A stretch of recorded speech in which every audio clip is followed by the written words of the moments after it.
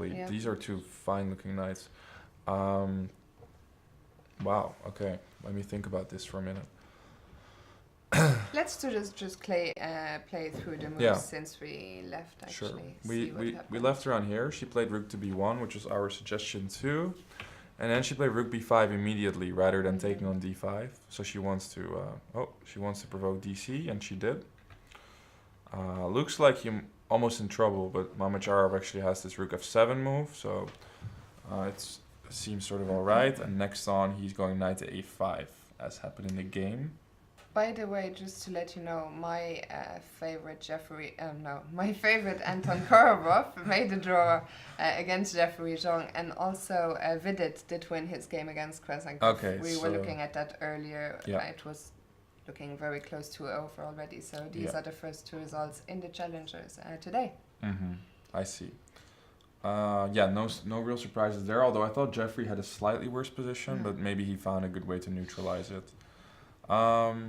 Okay, so queen to d3. Vidit, by the way, yesterday drew his game. He drew his game against so he's on 1.5 out of 2. Yeah. Okay. c6. Yeah, so over here, again, this was sort of a quiet game. It looked like Yifan was making some sort of something happening, but then she slowly got pushed back.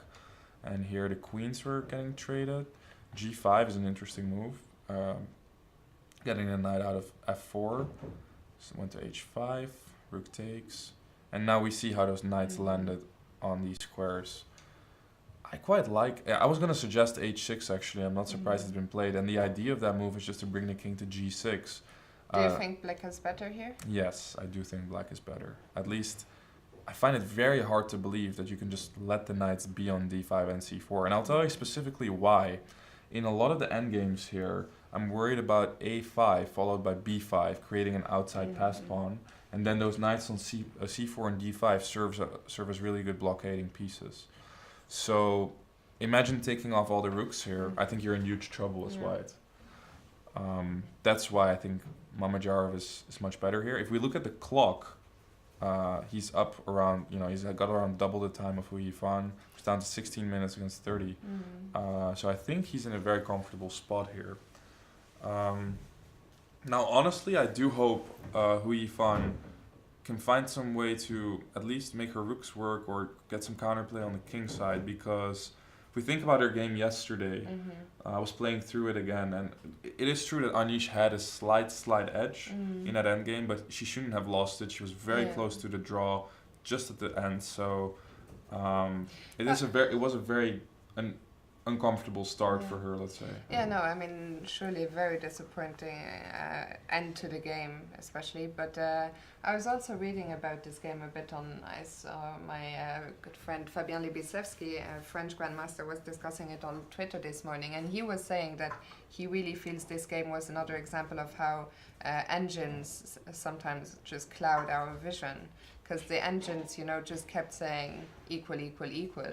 But he said in practice, it's really so much more pleasant for white. Yeah, well, that was my impression. Obviously, I am not using a engine, so I'm missing mate in 3 quite a lot. But the good thing about that is that I do understand.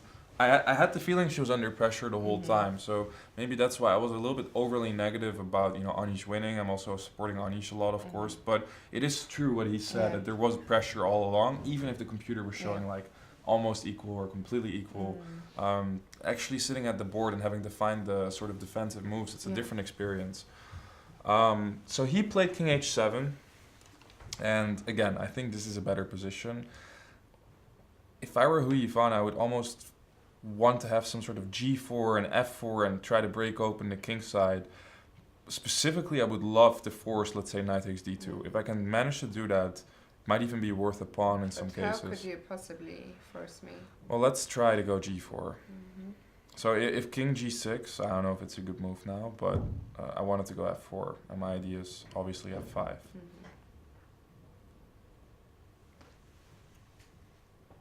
This is how I would try to approach it, just very active, trying to make something happen on the king side. Also tell me, okay, the black knights are very nice, but I was just looking at this position here for a second, and I'm like, I struggle at first sight to come up with a plan for black. I mean, where are my rooks going? Yeah. What do I want? What do I even want to do here? Let's see after g4 if we can come up with a move for black.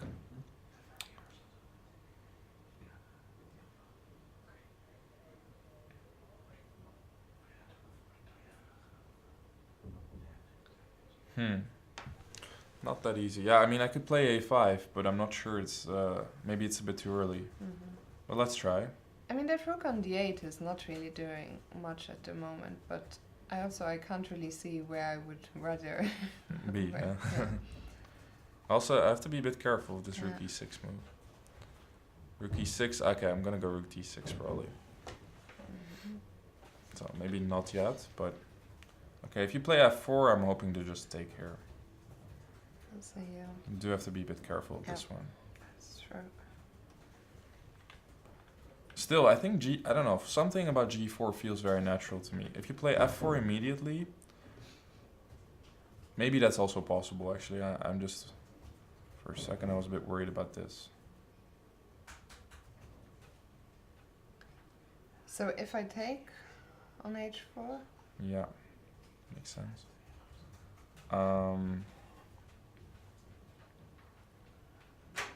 Play here maybe. Actually here, my play is very slow. You're just gonna go probably rook g8 Yeah. and maybe here also. Yeah, f4 is not a great move. So do you want to also try and take here yeah, now? we can try that. Yeah. Yeah, that makes a lot more sense than what I was proposing. Yeah, I think actually just taking is the way. I think this is correct. Let's try here. And now you also have like f5 ideas.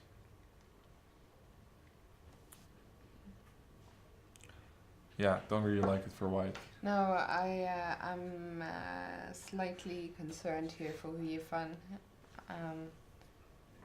Again, I'm very biased towards Mamedyarov because he's sort of my oldest friend in the chess world, but I really don't... Is he also a bear? Or? No, Oh, no, okay. no. A teddy bear. His youngest sister is the same age as me, so I met her back in 2000, a long time ago. And actually, the first time I came to Vaikanze was to visit them here. He was playing, I think, in the B group at the time, and his elder sister. Scenario I was afraid of because basically she didn't manage to create something very spectacular, and I think this looks like a winning endgame for Mamedyarov. I mean, these knights are just so incredibly powerful. So he's just put the knight to e3, hitting g4. I mean, do we even defend this pawn? Can we defend this pawn? Doesn't look like it. Also hitting c2. Is this just game over?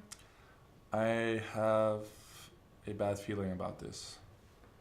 For who's also, by the way, down to 3 minutes for 5 moves is not too bad, but given the position, it's not a very good sign either. Yeah, this looks like pretty bad position. And we have a tweet from Grandmaster Abhijit Gupta saying, "Sometimes you win and sometimes you win, like how Vidichez did today.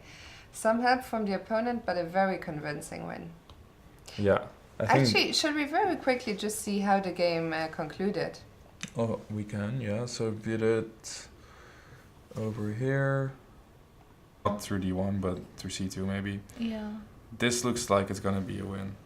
For black, have they reached move 40? Yeah, they're already on move 44, so these players are not in time trouble anymore.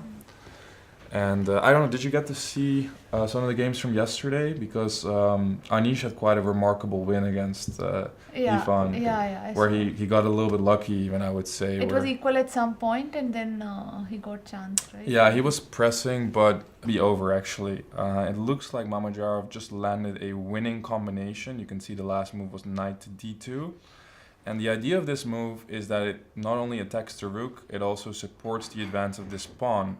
If the rook, for example, goes to b4, Mamedyarov will probably play a2, rook a4, and now he can simply queen, rook takes, knight b3 check, and picks up the rook. And with this pawn still being on the board, this should be a fairly easy win. Can make a few more moves, but I would be quite surprised if he can't. Yeah, for example, like this, the knight is pretty much untouchable because the pawn will advance. Now there are of course some positions where you can even mate with two knights, but there won't be any of that happening here. So Yifan looking at this position, but it seems that unfortunately for her, this tournament is a bit of a rough start for her, and I don't see a way for her to salvage this position. Knight to d2 and a2 is coming next. Still trying to find some way of, maybe some way of doing something, but I wouldn't be surprised if we see her offer resignation here.